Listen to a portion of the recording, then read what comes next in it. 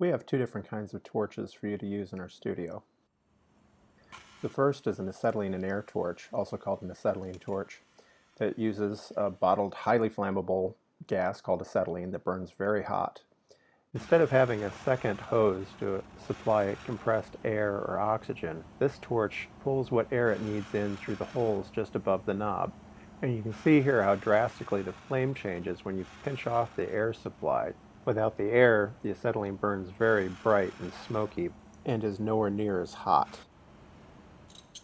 And then we have a natural gas and compressed air torch. We call it gas air torch.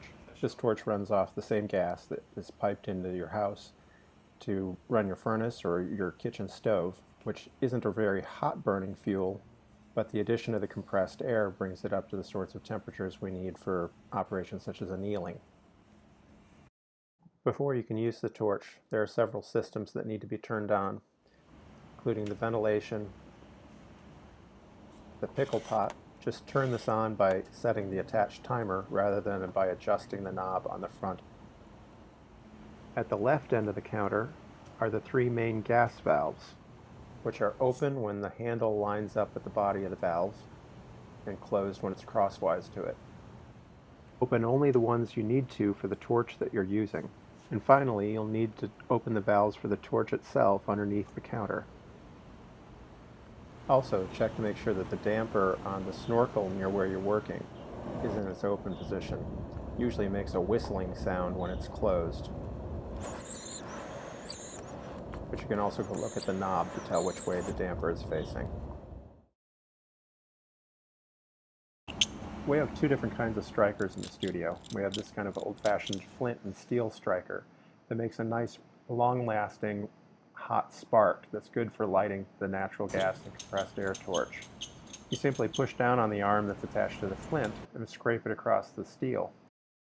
People have trouble with these when they flip their hand over the wrong way, so that as they're pushing the flint across the steel, they're pushing it away from the steel at the same time. This is easily avoided if you just grip the striker with your hand on top of it. The flints eventually wear out in the strikers and need to be replaced when the flint gets down to the metal collar. Unscrew the old flint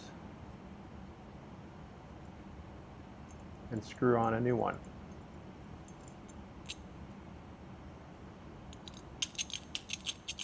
Our other strikers are much easier to use. You just squeeze the handle and it makes a little tiny electric spark. But unfortunately, that spark isn't hot enough to light the natural gas, so you can only use this on the acetylene. Before you light the torch, it's important to know where the heat's going to go. The torch is pushing heat forward and up because heat rises, but there's not a lot of heat coming off of the torch underneath or to the side, and the heat dissipates fairly rapidly once you get out past the visible margins of the flame. When you're lighting the torch, you want to aim it into a neutral space up in the air, in between the vents, not at the wall, not at the countertop, not at your piece. And once the torch is lit, you want to keep your eyes on the torch. Your eyes should follow that flame everywhere the flame goes. The only time your eyes should ever come off the flame is when you've parked the torch up into a neutral space. You've aimed it up in the air where it's not pointed at a vent or a piece of work or the countertop, and it can just rest there in that neutral space.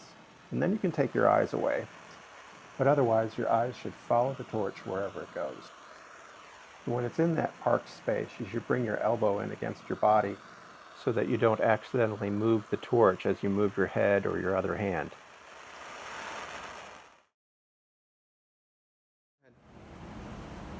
To light the gas air torch, open the fuel valve about a half turn and hold the striker right in front of the nozzle and spark it until it lights. Then turn up the gas till you get a nice big bushy flame. Then slowly add compressed air until most of the length of the flame turns blue, but there's still a nice bushy yellow end. To turn off the torch, just reverse the process, firmly turning off the compressed air and then the gas. To light the acetylene torch, just barely crack open the valve, light it with the striker, then adjust the length of the flame. You'll notice very quickly that the knob is very sensitive and that there's only about a quarter turn of difference between all the way off and all the way on.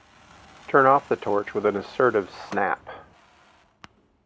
Turning off the torch slowly robs the torch of the gas pressure it needs to keep the flame propagating out at the end of the tip, and allows it to suck down inside the torch tip. It makes it smoke and make a horrible noise.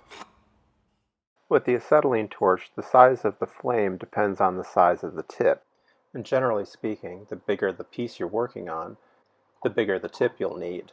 Sizes range from the absolute minuscule double-aught, whose flame is no more than an inch long, up to the number 4 tip, whose flame is a good 6 inches long and will throw a footprint of about 2 inches in diameter. To change tips, loosen the collar just above the knob and gently pull the tip and torch body apart. Insert the new tip into the torch body and firmly push them together. Then tighten the collar and adjust the tip's direction so the valve knob is in a comfortable position.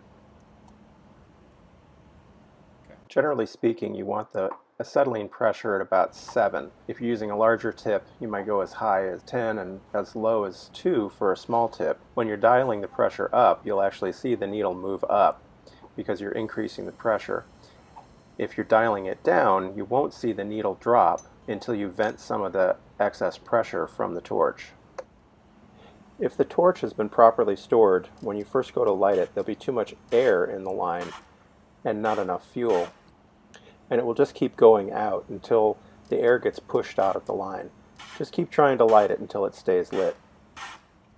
If you have the pressure turned up too high, when you go to light it, the torch will just keep blowing itself out. As you can see here, when I try to light it with the pressure too high, the flame is actually being pushed away from the tip. The fuel pressure is actually so high that the torch is constantly trying to blow itself out. Just turn down your regulator. If on the other hand your pressure is too low, no matter how high you try to turn the knob up on the torch itself, you'll still have this wimpy little flame that will have no directability. At the end of your work session, please bleed the line, which means to turn off the supply valve for that torch, light the torch and let it burn almost all the way out,